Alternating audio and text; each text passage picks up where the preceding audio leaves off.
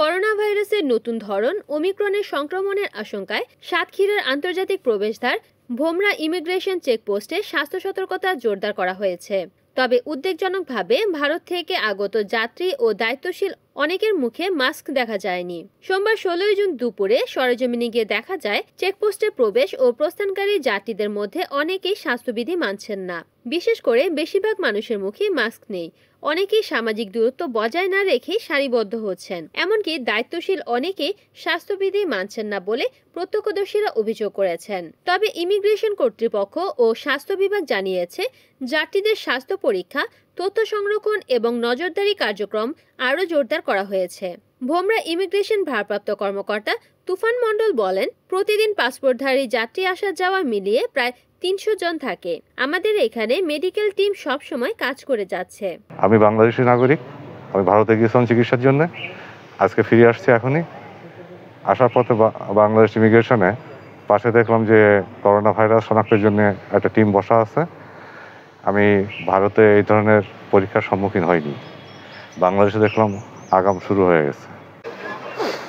আমরা এই জায়গার স্থানীয় দোকানদাররা একটা জিনিস দেখে খুবই আনন্দিত যে ইন্ডিয়া থেকে যে যাত্রীগুলো আসছে তাদের জন্য আমাদের বাংলাদেশের বিজিপিরা হাত ধোয়ার ব্যবস্থা, পাশাপাশি তাদের হাতে মাস্ক তুলে দিচ্ছে। খুব একটা সুন্দর কাজ, যাতে আমরা এই জায়গার স্থানীয় যারা আছি তাদের দ্বারা কোনো ক্ষতিগ্রস্ত না হয়, এই জন্য তারা যে কাজটা করছে এর জন্য আমরা খুবই আনন্দিত। এই জায়গার সাতক্ষীরা মেডিকেল টিম, এই জায়গার ভোমরা স্থলবন্দরে তারা সাতক্ষীরার মেডিকেলের টিমও কাজ করতেছে। বিজিবির পাশাপাশি সাতক্ষীরা মেডিকেল টিম এই জায়গায় এসে তাদেরকে কার্যকলাপ যে দায়িত্ব দেওয়া হয়েছে সে দায়িত্ব তারা পালন করতেছে। আমি মোহাম্মদ জামাল উদ্দিন, স্বাস্থ্য সহকারী সদর। আমরা এখানে বর্তমান তো 2024 সাল থেকে 20 আগস্ট এমপক্সের কার্যক্রম চলমান থাকে। তারপরে 10 জানুয়ারি 2025 HMV কার্যক্রম চলমান থাকে। এরপরে 9 জুন থেকে করোনা ভাইরাসের কার্যক্রম ও স্ক্রিনিং কার্যক্রম চলমান আছে বর্তমানে।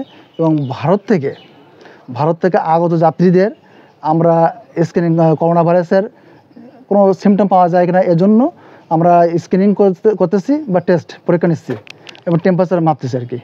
তো এ পর্যন্ত এখনও কোনো পজিটিভ রোগী আমরা পাই নাই।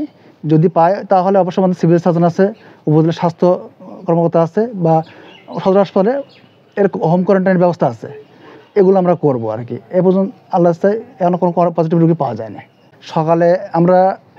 সকালে 2 জন স্বাস্থ্য সহকারী এখানে ডিউটি করি 7টা থেকে 1টা পর্যন্ত, এবং বিকাল 1টা থেকে 6টায় 45 বা 7টা পর্যন্ত, 6:35 পর্যন্ত আমরা ডিউটি করি। 24 ঘন্টায় 4 জন স্বাস্থ্য সহকারী এখানে ডিউটি করে।